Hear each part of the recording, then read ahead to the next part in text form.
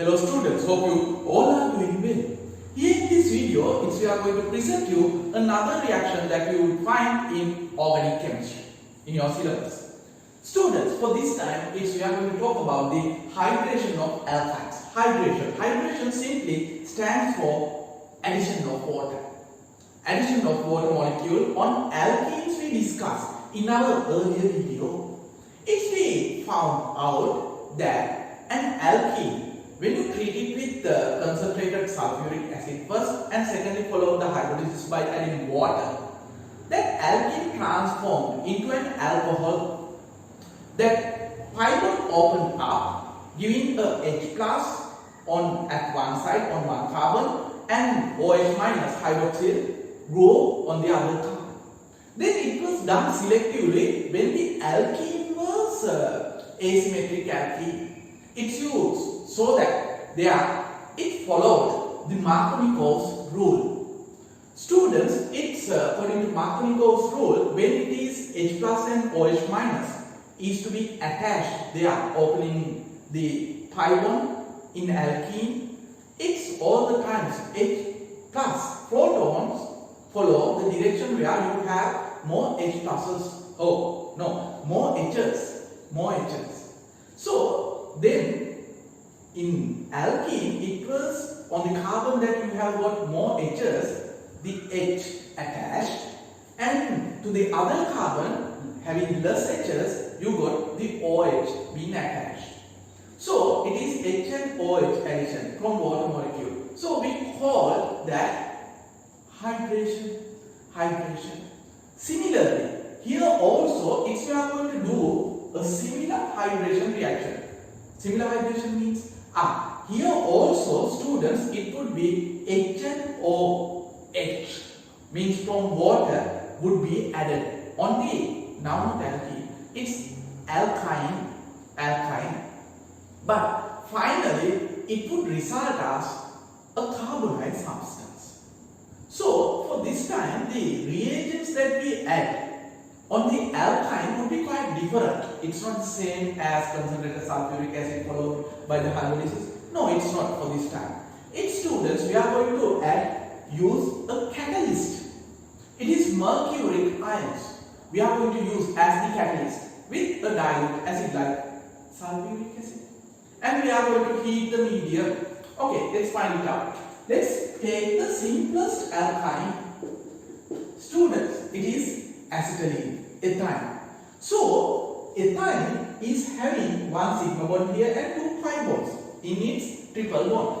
So, when you treat ethyne with first the catalyst mercuric ions, though I say first, it's actually we are adding them together. It's not like earlier in alkene hydration. We added concentrated sulfuric acid in the first step. And secondly, we follow the hydrolysis by adding water.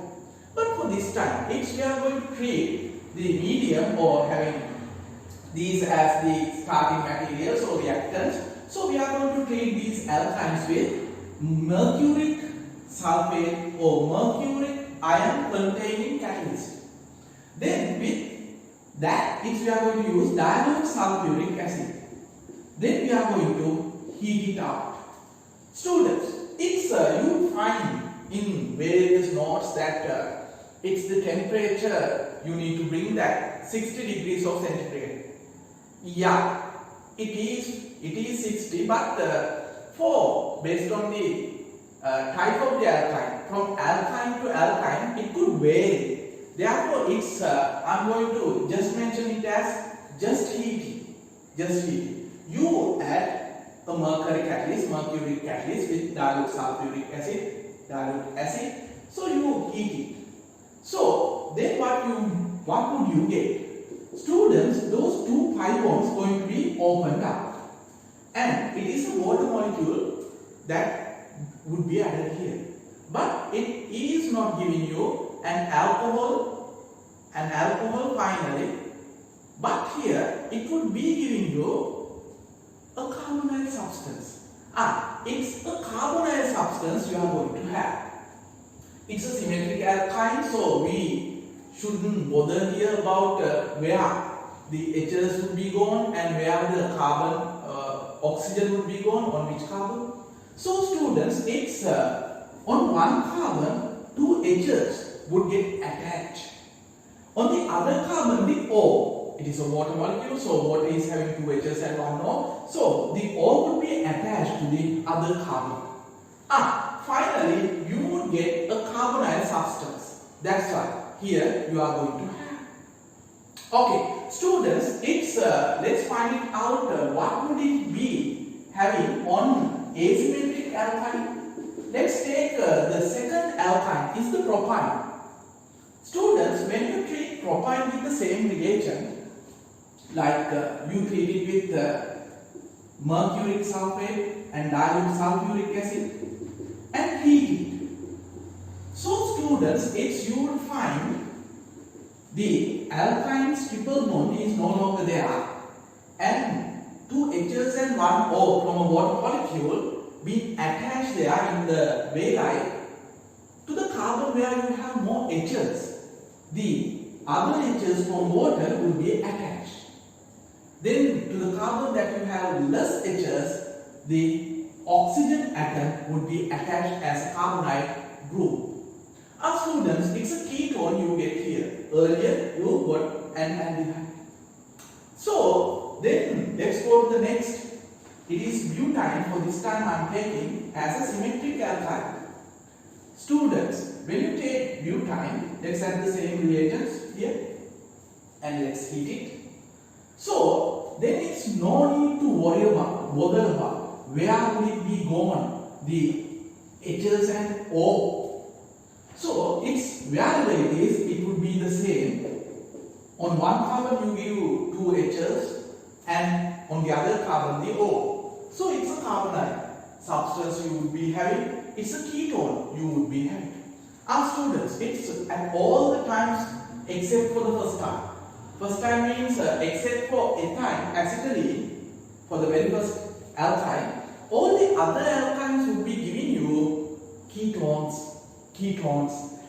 It's the very first alkyne. Acetylene only would give you the only possible aldehyde there when you do this reaction called hydration. We call this hydration of alkynes. Then let me explain you how does it happen there, this reaction. So students, it's quite similar to the alkene hydration as you have seen there earlier in our earlier video. It's you saw that when you treat an alkene with first sulfuric acid, concentrated sulfuric acid, then secondly diluting the mixture by adding water, or straightly adding dilute sulfuric acid, dilute acid. If you saw the pi bond of a carbon-carbon double bond being opened up, giving a H on one carbon and OH on the other carbon. It followed the Markovnikov rule. So it was to the carbon where you got more H's, the H added, and to the carbon having less H's, there only the OH got added up. Students, it's similarly here. Let's take an asymmetric alkyne, the propyne. So it's you would be having when you treat it with mercuric catalyst, mercuric sulfate with dilute sulfuric acid, and when you heat it, students, it also would follow under addition of H plus and OH minus, opening up one pi bond there in the triple bond, carbon-carbon triple bond alkyne.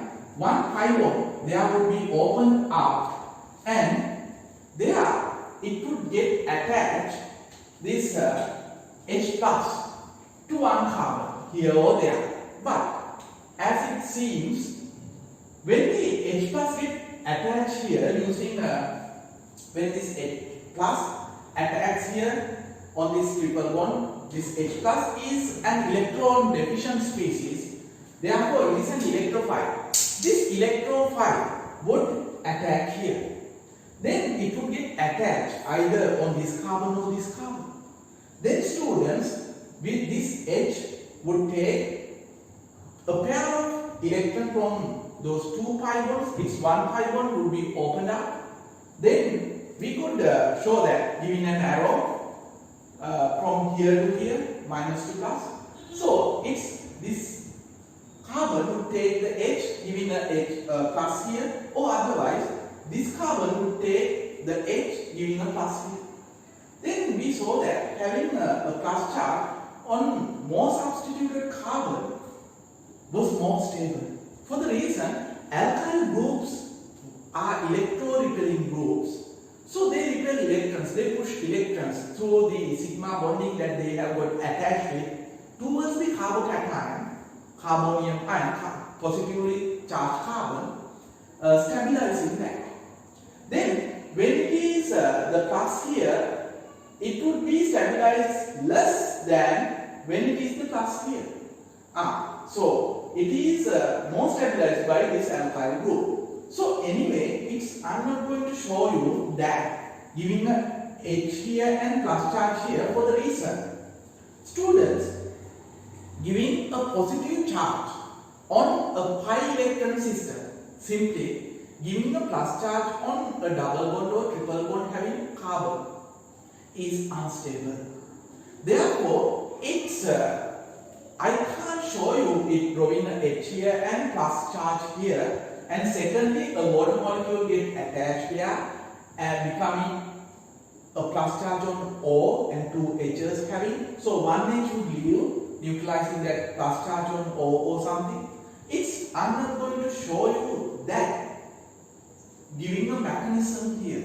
For the reason, then it would be failed that I would be giving a positive charge on a pi electron system. So it's unstable, it's highly unstable. Therefore, students, just showing you how does it happen, I'm going to give you that a H would attach here and it's a OH get attached there.